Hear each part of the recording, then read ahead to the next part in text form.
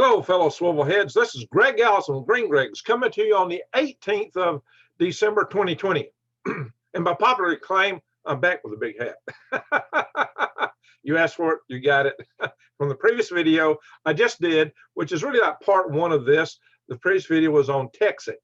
And so I had to wear a big Texas size hat for the big idea of that video. Well, we'll still have some big ideas going, and you did ask for it. Now, America has never been more divided in over 100 years than we are right now. Not since the last Civil War have we been this divided. And a lot of people today are talking about and worried about the prospects for another one. So whether that comes or not, and let's hope it don't come to a hot thing like that, although there will be skirmishes and violence, I expect, because there already has been some. But let's hope that we can move through whatever solution set we find in the future with peace. But people want to know, what is it that divides us? And I will also go back, and you may think you know, but we're going to get into that. But we'll also go in another video following this on what a civil war may look like and why it may not be a bang bang situation. Or, you know, let's hope we don't get to that. But what is it that divides us? Everybody says, well, it's politics, or it's this, or it's that. Well, a lot of it is politics, but you got to bear in mind, America is divided by politics, by culture, believe it or not, and by economics. But what you're going to find is that the division of politics, culture, and economics have a lot of things in common. So the divide in America is, you know, it's interesting. So we're going to get all into that in just a moment. But what I want you to know is, no matter how bad it gets, there's always hope, because you need to be not scared, but prepared. Get ready. Be ready for whatever comes, so you can hunker down and get through it and get up on the other side and shake off the dust and build a better world. But to help you get through it, to help you get prepared, I suggest I've got a really good special for you right now. You can get $100 off of a 4-week supply of food that lasts 25 years. $100 off. Go to prepwithgreg.com and you get breakfast, lunch, and dinner, and which make you a winner. 2,000 calories per day. That'll keep the starvation away until you learn how to garden and do these other things that I try to tell you to do for yourself, right? And get more skilled and adept at eating wild weeds and trees and seeds, the things that I show in other videos. We'll have to get more into that in the future.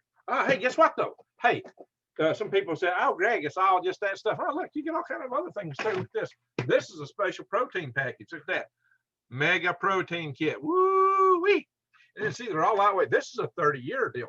You get 2 of those boxes with my $100 off special. You get other specials just for a 2-week supply. 2 of those is a month, a full month of food. $100 off a full month of food. And you get a lot of other options in there. You can also get fruit and vegetable snack mix, and you can get an ultimate breakfast mix and other things. Plus, you also get the number 10 cans with various other sundry things in them. So, and I like those too. So they all have their place according to what kind of bug in, bug out prepping options you're looking at. And those will help help you get over the occasions of crop failures, the time till your food starts coming in when you're gardening, learning how to do these things, developing your skill sets for supporting yourself through other means. This helps. And even if you take the pouches out and throw them in your backpack, and when you go out on the track, then they give you some edge. I wouldn't, you know, if you just eat them all up and just rely on that to start with, you might go hungry down the road. So try all along to have other means to bring it in to make all that stuff stretch further. All right, enough said on all that. Go to prepwithgreg.com, prepwithgreg.com, and you can click on the My Page Supply logo and get a lot of other deals in there for prepping. All enough said about that. So let's get back to this topic. Let's talk about what divides us. What divides this country? Well, we all say, well, it's liberal versus conservative. That is a really big divide that we see. That's where the consternation is. But there's a lot more to that than meets the eye. Principally, the difference between those areas that are liberal versus those that are conservative is how self-sufficient each group of people is. It's how urban and how rural. You have a predominantly urban liberal predominantly rural conservative sector. And the so-called liberal sector likes to look down over flyover land, deplorables, and they're just a bunch of farmers, and we heard Bloomberg, Mike Bloomberger did a video, Mike Bloomberg, go out and check it, really disparage farmers and factory workers. I'll tell you what, there's some really smart farmers out there. You better think again, Mr. Mike. I know you got electrical engineering. Well, guess what? So do I. And I like farming. Ha ha ha ha. And space. Go put that in your pot and smoke it, Mr. Mike Bloomberg's. All right. So don't be looking down on these other people. You don't know what they got going, but they choose a different lifestyle. There is a beauty in the agricultural community. There's a beauty in homesteading, and it's self-sufficiency. It's the idea that, hey, I can do my own. I can grow my own. I can take care of myself. I don't need this vast infrastructure. I don't need all this state at the same degree that the people in urban society. In urban society, man, you got distributed systems running everything, water, sewage, everything is to you, and the people just they don't even have cars. They just ride the subways a lot of times, and all their groceries they carry in a bag home, and as they go up, 12 stories up a building. Us guys, out here in rural, we might go grocery shopping once a week or a month, and we can get a truckload, and we bring it back that way. Very different. We grow our own. That's the better. I remember that, especially when I was a kid, when the people, my neighbors would have, and my family would have their pantries and well houses just stocked full of food, and then put it up. And the whole idea back then was, hey, these canned goods will last 7 years. So they would really, really, really stock up and rotate it and eat the older jars. And they were so proud. I just remember people coming, oh, just so proud of that jar of beans. Very proud of it. And you showed all of them they had, all the work they did to get them. And I'd see the fields growing, the patches, the pea patches, the garden aspects. They were proud of having that. It was good food, wholesome food. My dad gardened up to a year or two before he died.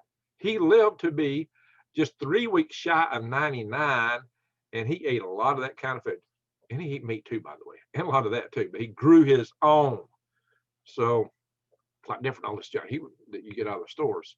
So predominantly urban versus predominantly suburban. Suburban, you're used to the communities, the distributed systems, the predominantly rural areas are more rugged individualistic. It's just a different philosophy. It's a different outlook on life. So we have that. I think that is the main divide. It's predominantly urban versus predominantly suburban. And the philosophy set of rugged individualism or collectivism that grows out of that are the root sources from which liberalism and conservatism grow.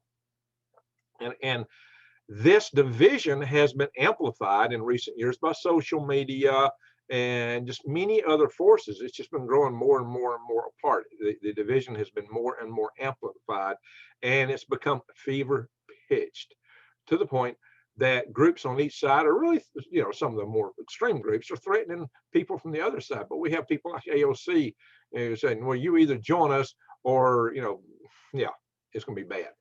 And she's not the only one. There are quite a few that are called for, what list, and this is all the reason that why privacy matters. Some of our rights in here that are enumerated in the Bill of Rights. And of course, there's the 9th Amendment, which says if it's not enumerated, it's ours. They forget that.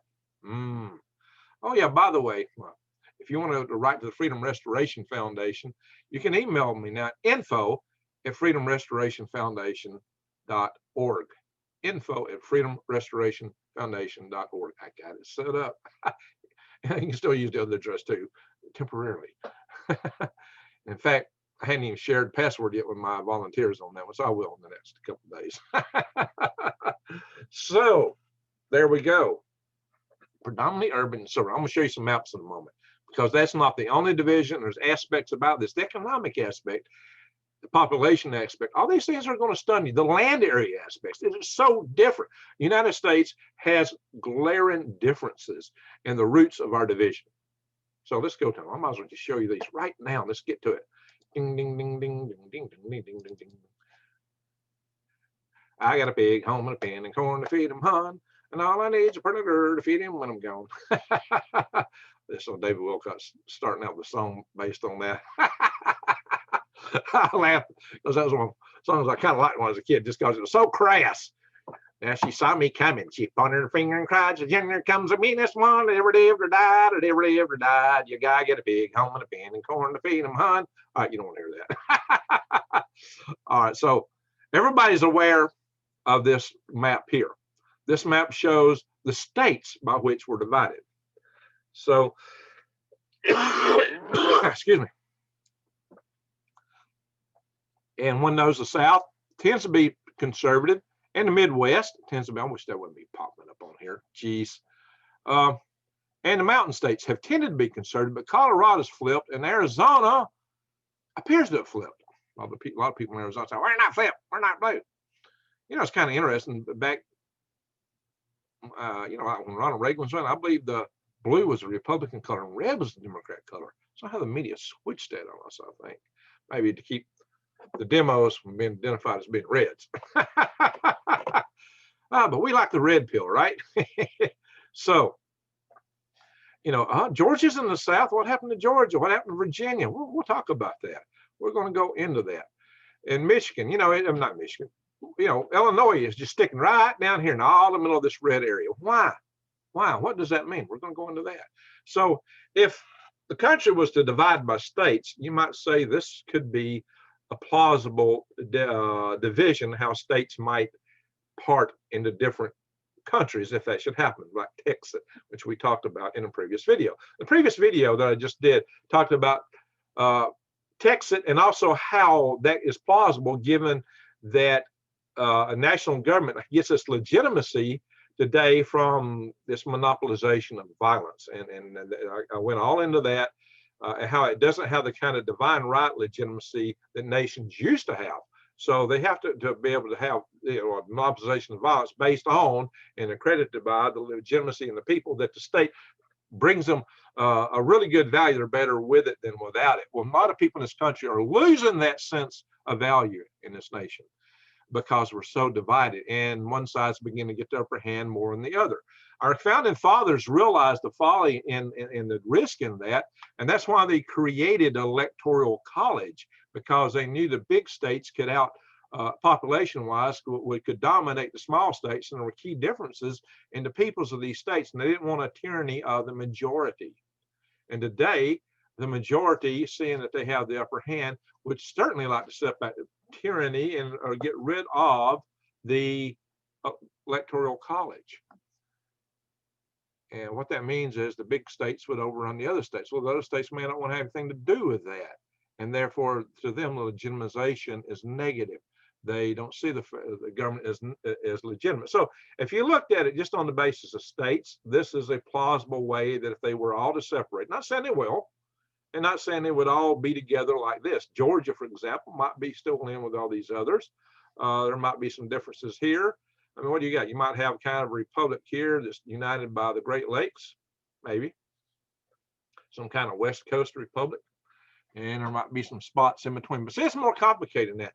This is just a gross hammer, you know, sledgehammer approach to looking at the state level. If you get in with a fine chisel, you'll find the real differences are more stark than that. And here it is. Bam. Here's the counties. Now, some of you have probably seen this. Here are the counties that show the difference in the votes for Trump and Biden, for example, in this last election. And what you see here is the vast bulk of the land area of the United States is red.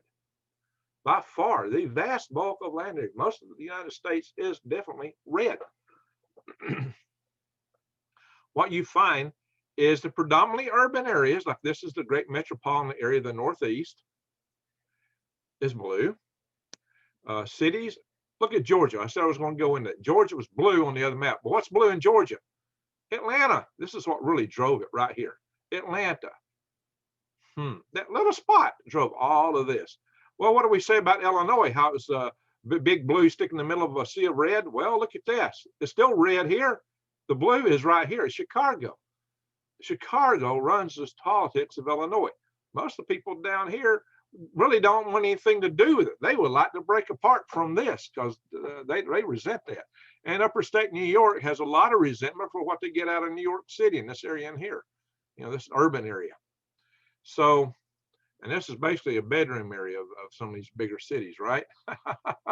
So that's what you're going to find. You find the big cities on the West Coast, blue, blue, blue, blue, blue, blue, blue, blue, and some along the Mississippi River. But here's what the exceptions to that are significant minority regions, maybe, where you have immigrants who have been convinced that and other minorities that the party of the blue serves them more true. Well, that may not be true.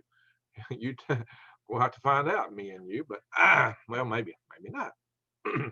So the Mississippi River Valley and what's called the Black Belt, because this was black soil. That's why it's called the Black Belt, which incidentally has a very higher population of black people.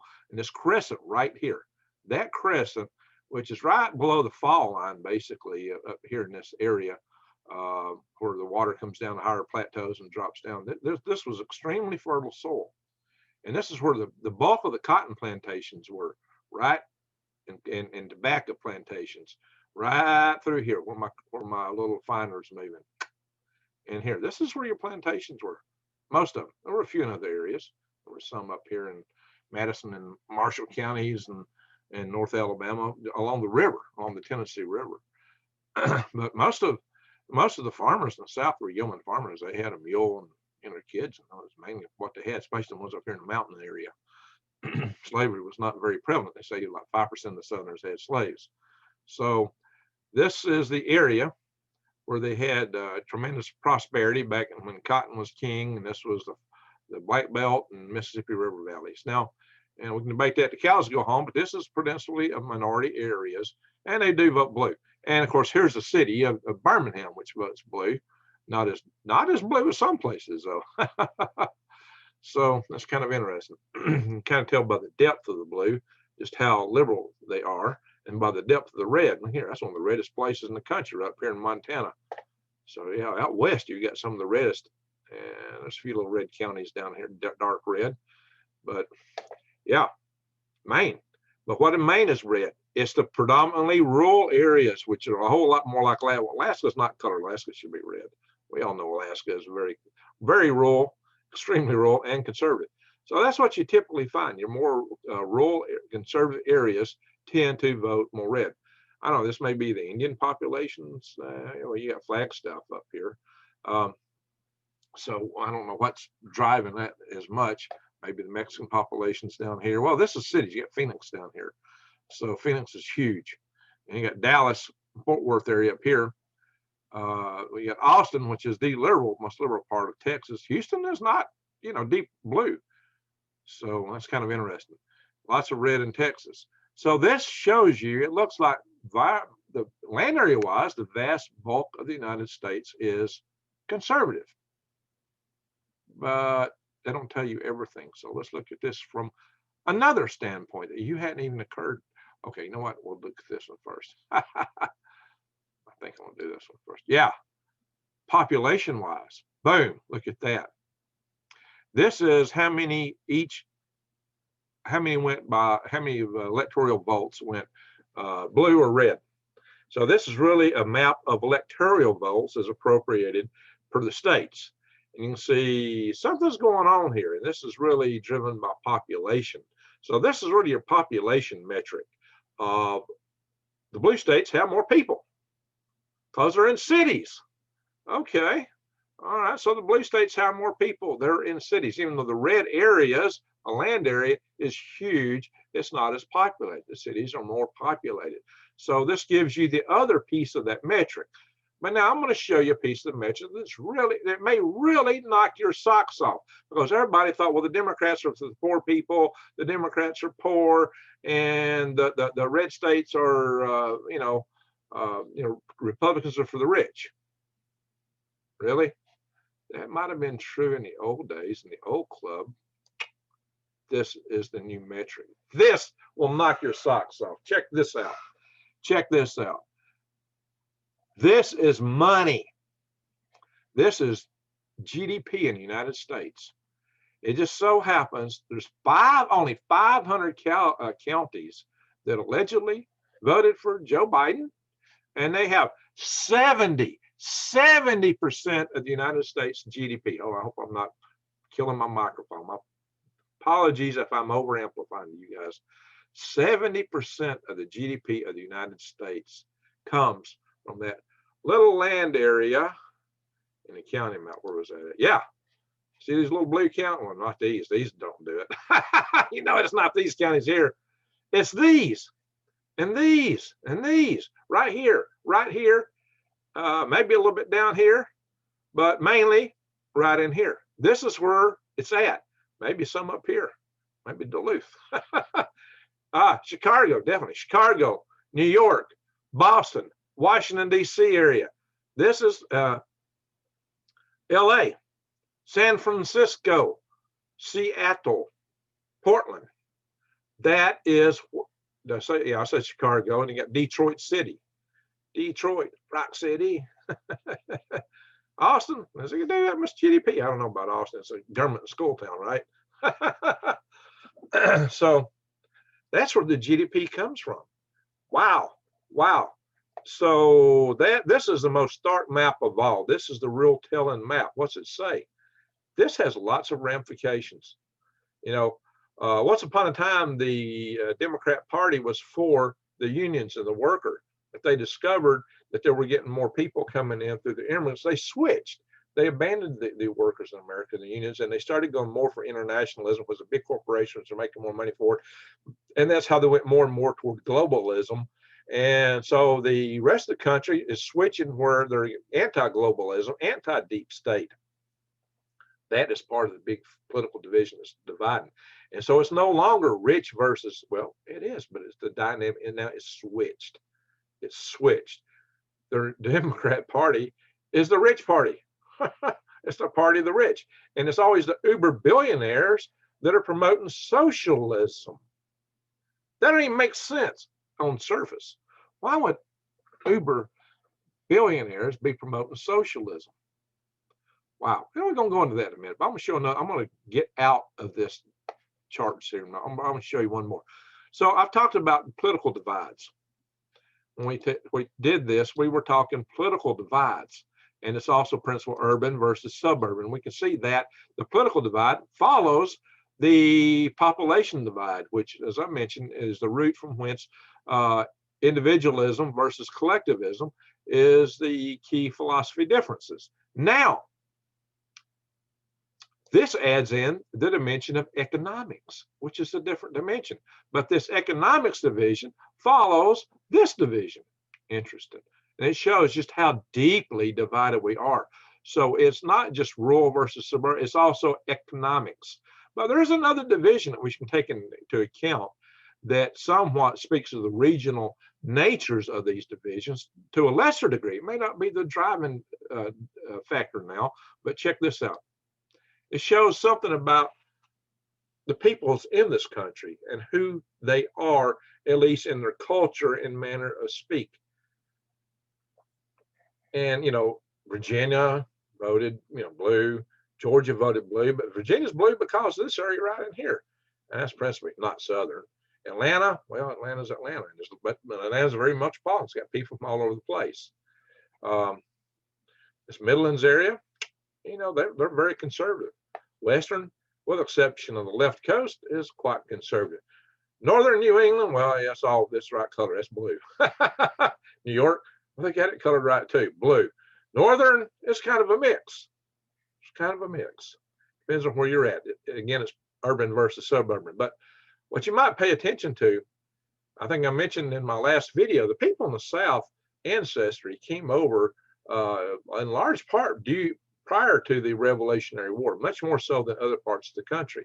And I mentioned last video, when I was a kid, and I would watch all these TV shows, All in the Family, or whatever, playing all these people down in the old country or from the old country.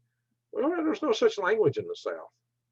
There's no even concept for that. I was listening. What are they talking about? This weird. What? And I kept hearing show after show after show after show. What are they talking about? Well, it turns out, people up north, are usually one or two generations removed from immigration. My grandmother, who was born in 1901, she was disparaging something about Indians. She saw some Indians come back looking for gold they had buried when she was a kid. And I said, well, Ma, this country belonged to them. They had it first. She said, what do you mean? I said, well, they were here before you were. She said, what do you mean? Well, we've always been here. When somebody a couple generations older than me has no collective memory or knows nothing about our immigration from Europe, that tells you just how long we've been here. We've been here so long, we forgot that we came from somewhere else. And there's some dictionaries, some versions of the Webster Dictionary. I don't know if I've got one, which actually has this area labeled as American. Yeah, you see, I can go some of the earlier Webster dictionaries. There's one where they show a dialect map in the South is labeled as American. Because we've been here so long. I just thought that was highly entertaining. Now we know there's many sub-dialects in all these areas, many. It divides many ways: the East Coast, Gulf Coast, Highland, Southern, and the West has got many different dialects. We got Boston. So there's a whole lot of things going on here within this dialect map. This is a kind of a grosser sledgehammer approach, kind of like that is versus that, okay? But what does this tell you? And why am I pointing this out? There's more to the divisions here than just language. As I mentioned, Southerners have been together for a long time in a sense, and we have a collective identity. We all like, grits and okra and cornbread. we like fried vegetables. We tend to be more conservative overall. So there's a cultural difference. Southerners are a people, and I would include black Southerners in that. I mean, what black people call soul food, white folks call country cooking or home cooking. It's the same food. We all, and whether you're black or white, you still say y'all. So I would submit that I've got more in common with any black guy in the South and many black people up north even than I got with some of these other guys in the North or New England, especially New England. So it's not what you think. It's not a racial division. It's a cultural division. There may be some, there are some racial divisions, but it's culture. This is a cultural map here. So that tells you a lot. Now, politically, you got a lot of conservatism in the West. So this is not a political map, it's a cultural map, but it shows that everything's not the same. So as we're seeing more and more balkanization in the world, a lot of the countries are forming along the lines of ethnicity and cultural identity. So, and people identify with things that are local to them, the way they talk, the way they are. So this, in a sense, is some of the nations in the United States. Now you could subdivide this even further, but we Southerners, we're our own people. We're our own nation. It's unfortunate the only unifying symbol that we have as a people happens to be the one that a lot of people associate with slavery because of it's the Confederate battle flag. That's the only unifying symbol that the entire people have, because there just isn't any other symbol at this point in time. Maybe there will be another symbol, or maybe that will be viewed different at some point in the future. I don't know. But I'm just telling you that's just happens to be the case. But some people in the South, including the blacks in the South, may come to resent that symbol. Some protest against it. I've had some tell me that they don't care either way, don't mean nothing to them, and don't hurt them none, or whatever. I've heard different things. I even saw a black guy who used to run around in Huntsville wearing a Confederate battle flag shirt all the time. It's like, wow. I'm serious. I really did. There's a black guy in Huntsville, Alabama. He used to always, and he was a homeless man. He knew what it was. I asked him, and he wore it all the time. I don't know. It's kind of strange, but maybe he was trying to make a statement. I don't know what it was. I didn't ask him. That was enough. He goes, okay, whatever. But there's just a lot of different things going on here. So let's go out of this and talk about it a little bit more. That's what I want to do, is talk about this principally suburban and urban stuff. I just want to talk to you. So let me get out of this stop share. Hello. Hello. Hello. Yeah, see my eyes. The lights are kind of bright. I got going here. So throw that aside. Just so we can talk. Y'all want to see the hat? I got the hat. Okay. All right. The the divisions are very stark. They're getting more stark. They're fever pitched, and people are divided very strongly. How do we walk it back? It doesn't seem to be much direction in that. It seems the divide seems to be getting higher and higher. The pitch of the rhetoric is getting louder and louder. People are getting madder and madder on both sides. Where does that go? This country has not been this divided since the 1860s, and maybe a few years thereafter, because those wounds never totally healed, by the way. They're still there. The wounds left over from that are still, people from up north may not, they always go, why's the South always dwell on the Civil War? Well, you're a nation of immigrants, far more recent immigrants. Most of the people in the North didn't even have ancestors in this country when that took place. But Southerners identify as being a people, being their own nation. And so it's a different thing. The South was economically depressed for 100 years after that war. It took 100 years to come out of that economically. Culturally, yeah, it's still, in progress. And so, but there's been a lot of progress, both economic and cultural. But now we seem to be sliding back. We're sliding into division, and that can be a frightening thing. I'll do another video following this talking about what the outcomes of this can be and why it's not going to be pretty. There's no pretty way out of this unless somehow we can all get together and sing Kumbaya. Whew. Yeah, how are we going to do that? How do you do that with where we're at? Yikes. Maybe something to think about. Might be something to put some thought in. How do we get out of, how do we come back together and unify? Well, if we had some external threat, we actually do, in a sense, through the People's Republic of China. But a lot of the people that are on the liberal side, they're more on that side, it seems, to a lot of people. So, we're in a tough pickle. We're in a tough pickle, guys. And this is why I tell you, you got to be prepared. In my other video, I was talking about how, one thing is to be worried about if we divide up, we balkanize, how do we prepare and defend ourselves from external threats like that? But if I would submit that the red states would be very, very staunch in their defense against outside influences like that. The blue states, they might get taken over. If you're in a blue state, you probably resented that, but hey, I did laugh when I said that, right? I hope not. I hope that don't happen. I hope nobody gets taken over by external. And guys, look, you don't have to. Division, a divorce doesn't have to end up in a fisticuff or worse. How many times a couple's divorced and they walk away peacefully or amicably? Sometimes they fight verbally, they fight over money and resources, but not, in terms of physically harming each other. So why does the breakup always, it's that monopolization of violence that is owned by the government. Can we get over that? Can we get over that? What is the legitimacy of that, in a system like we have today?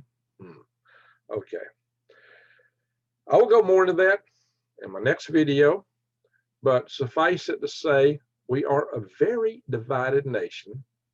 To recapitulate, our divisions are political, which have their roots in this country being of two roots, principally urban and principally suburban or rural. And the philosophies that grow out of those lifestyles. Two, it's economic. And the economic division matches that division. Three, cultural. We do have cultural divisions. And people want to be with things they identify with typically. And whether it's right or wrong, that seems to be the growing trend. People want to be around people they're comfortable with, generally speaking. Now, some of us like to go out and trek and find a new way. The pioneers, like the ones who went out west by themselves, the trappers, they went and lived among the Indians. My ancestors went into Georgia, bought land, and lived in the middle of the Cherokee Indian tribe. And they paid a decent price for that land. And they weren't in any kind of, as far as I know, major consternation with them. They went in and lived among them. So they were the first white settlers in that area. And they, like I said, they paid the going rate for the land from the Indians and lived right there with them inside the tribe, although they were their own little community. And I guess they stuck together for a large part. Although that group of a lot of the people, the old Allison family from there, were known for having very dark complexions and dark eyes. So I imagine they got a little friendly. So yeah, I don't share those traits. I'm more, and they don't show up in my genetics. I'm more Viking. All right. So all that said, um, these divisions are growing. They're getting stronger. The economic divisions are growing. The political divisions are getting more intense. And I don't see anything coming back the other way. I don't. In fact, it's getting fever pitch, very fever pitch. And the outcomes of this election, either way, it's going to. There are some people who see a different pathway than what is talked about in the media. Whatever the case is, the outcome when it's all said and done, somewhere toward the end of January and thereafter, may not look too pretty. And it wouldn't have been pretty no matter who won, because the divisions of this country are so stark, so strong. So yeah, and we're already having skirmishes. We're already having basically domestic terrorism. And you might say it's been committed from both sides. According to some people, each side blames the other for various things. We're not in a pretty place. How do you fix it? Can you fix it? Are we so different that we should find our own ways, our own sleep? Will it be more peaceful if we did balkanize? That's a question. I'm not posing that as an answer. I'm posing as a question. Would we have a more peaceful outcome if we could peaceably divorce? Basically, like the non-contested divorces, which are so popular these days. I'm not saying that's a good thing either. It's certainly rough on the kids. So we have a lot of social problems right now, and there are probably those from the outside who are really loving this, and probably pouring gas in the fire. What do you do at this point? What do you do? We're in a pickle, guys. We really are. So I would like to hope and pray that at least we can get through this in a peaceable way.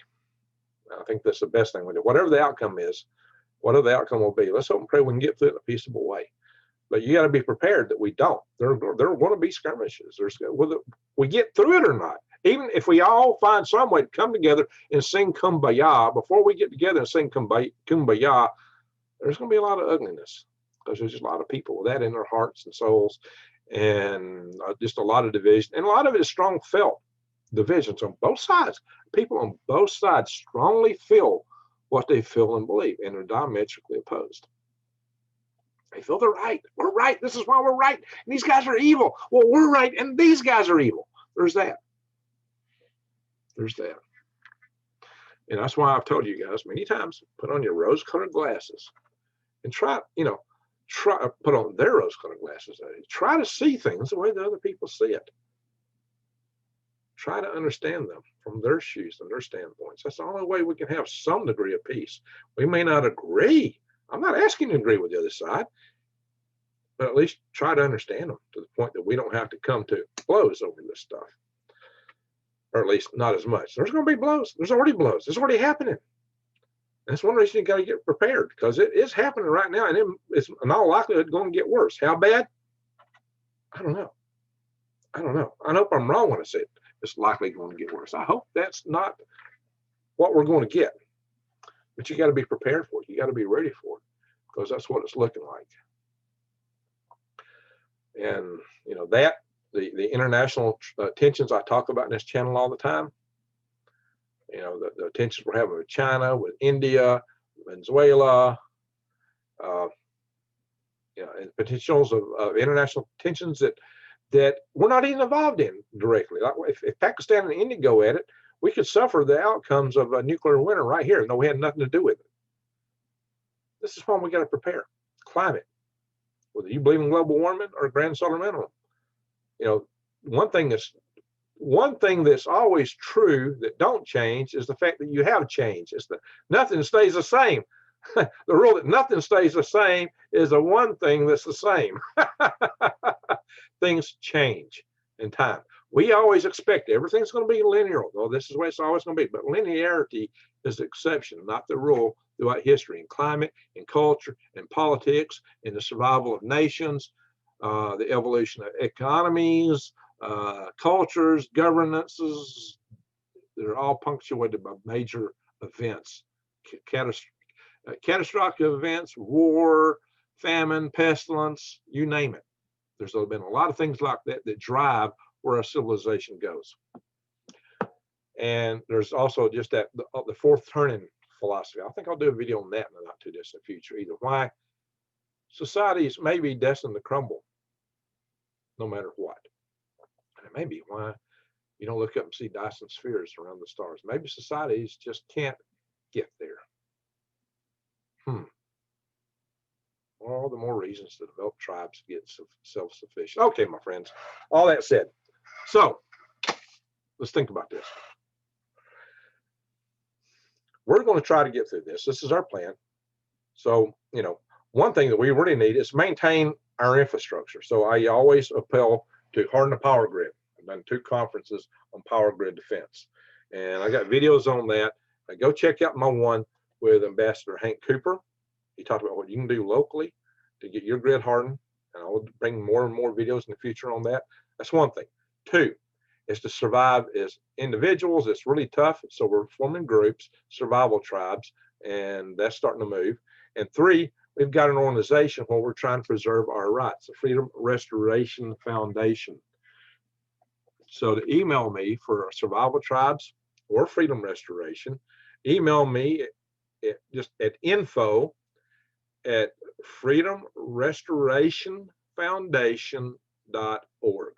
info@freedomrestorationfoundation.org. You know, how 5 space AOL.com don't sound too bad anymore, does it? That's a mouthful. All right, but it does say who we are and what we're doing. And just put freedom or tribes in the subject line for whatever you want to do in that regard. And we're going to work to find a way through this. We're working, you know, we need to get through this. We need to survive it, but we want to survive it with our freedoms intact. See, the problem I have with the principally urban philosophies are they don't buy into this, because this is individualism. They believe more so in collectivism, in principle, more than the others. That seems to be the case. All right, so wow. With all that said, so that I know that you watched it this far, just say, Greg, I like it when you wear the Constitution. I don't know, something ridiculous. Okay. Hey, if you say that, I know you watched this one. Other people will look in the comments. What are they talking about? Got to have a little fun, right? Well, okay. What other channel brings you these topics, but does it with a laugh and a flair? That's why you want to come right here, the Green Gregs, and subscribe to my channel. Bang the update notification bell and click all if you're not subscribed. And please share my videos, share them wide, share them far, because we're trying to teach people the proposition of this channel is help you survive, thrive, and stay out of the hive. And I bring you videos about what's going on in the world, so you can keep your eyes wide open and head on a swivel. And you need to do that on your own too. Keep an eye out, see what's happening. That's how we're going to survive, thrive, and stay out of the hive. I'll be bringing a lot more topics on this. This includes what goes on in the world. It includes things where you can eat from the weeds and the trees, things about the bug out, the bug in, and we will be covering gardening more in the future, aquaponics, worms. I'll come back and get all that stuff. It's all coming. More videos on all these topics. So, my friends, with all that said, I said, Greg, shut up. And that's what I'm going to do. I go too far. I get carried away. Our friends, thank you for watching.